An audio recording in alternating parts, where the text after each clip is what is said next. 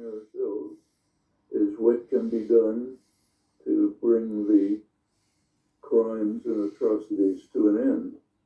That's the crucial question. And there are two possibilities, as recognized by anyone who has any concern for the fate of Ukrainians.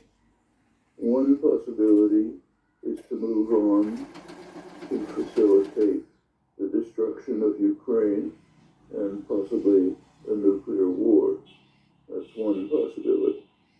So when you read a headline in a main journal in the United States saying Russia delenda est, we must destroy Russia, what that is saying is, I want to kill everybody in Ukraine, and I want to move on to a nuclear war, which will end human life on Earth.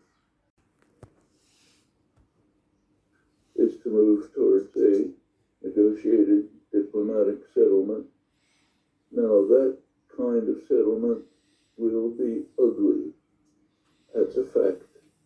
It will have to offer President Putin some kind of escape hatch. If it doesn't offer an escape hatch, then when the hard men in Moscow have their backs to the wall and are said, there's nothing left for you, the only choice for them is to use all their power and do what I just described. So the settlement will have to have an escape hatch. And everyone knows pretty much what it is. It will have to be a settlement that agrees on the neutralization of Ukraine and some diplomatic finesse to put aside, for the time being, the status of Donbass and Crimea to be negotiated at a later stage, and a ceasefire and withdrawal of troops. That's basically the framework, and it's understood on all sides. So those are the choices we have.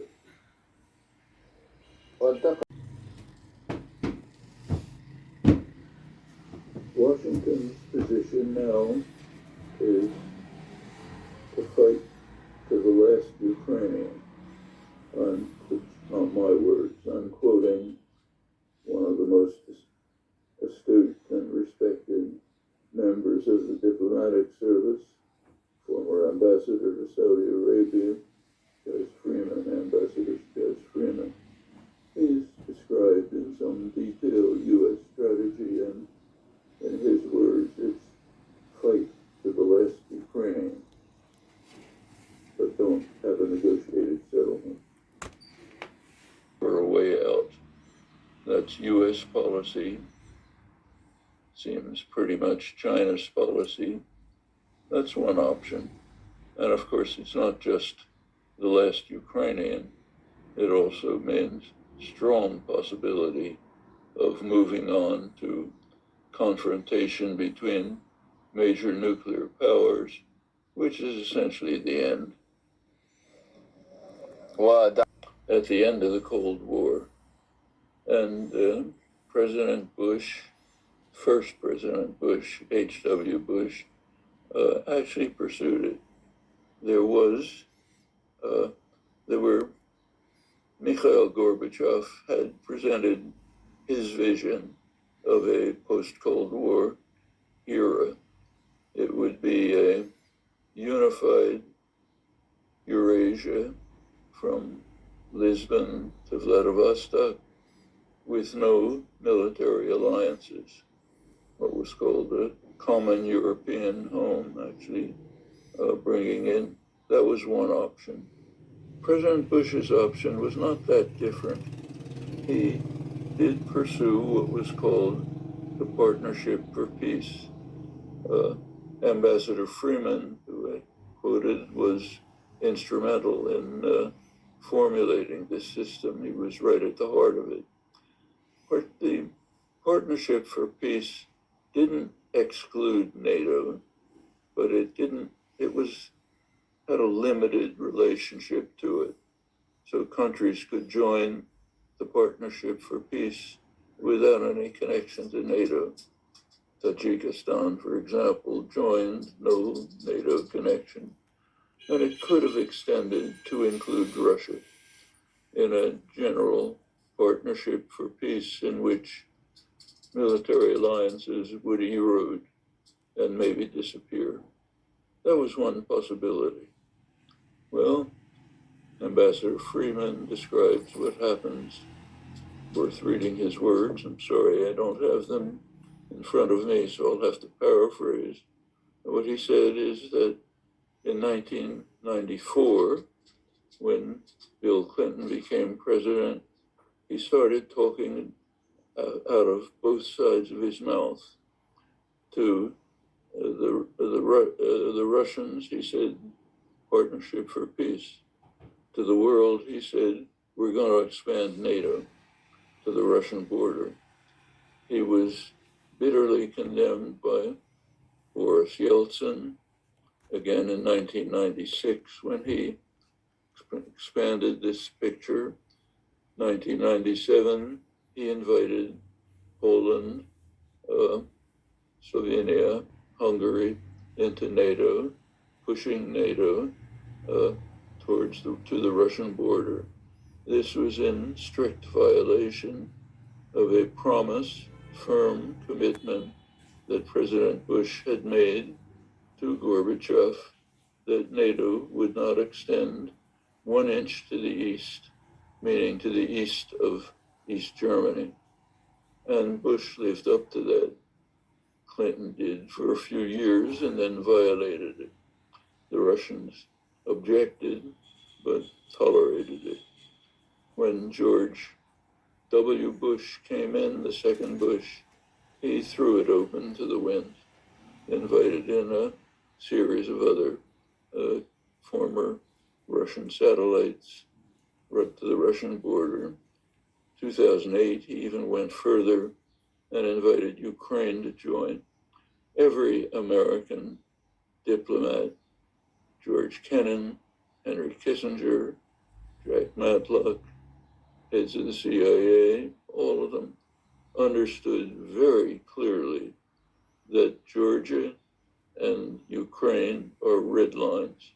The Russians will tolerate a lot, but not the entry of a hostile military alliance into their geostrategic heartland.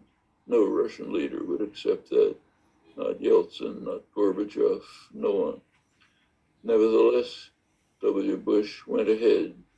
At that time it was vetoed by France and Germany.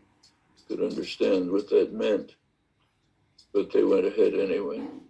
By 1915, after the Maidan coup, the United States moved directly to begin pretty much to incorporate Ukraine loosely within NATO, military missions, arms, and so on.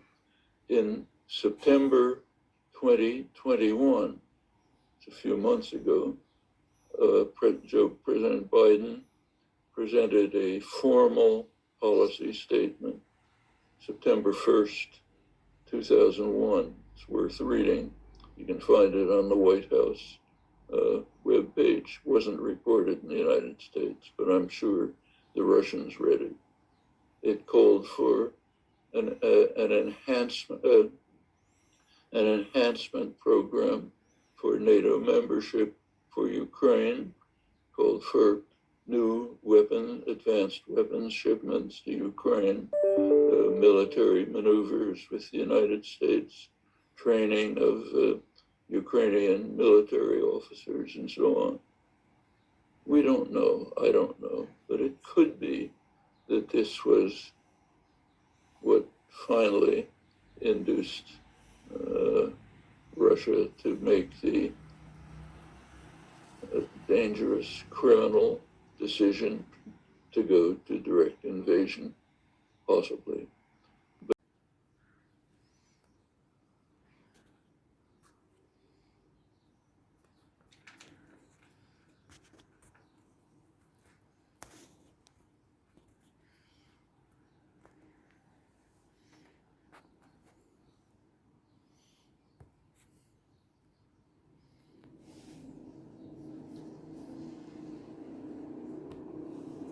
that's the background of what's been happening. And it leaves us now with two choices.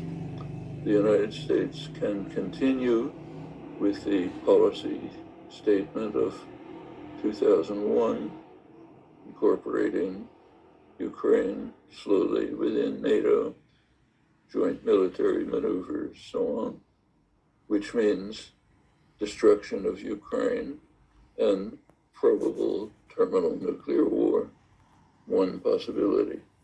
The other possibility is to abandon that stance, to move in the direction that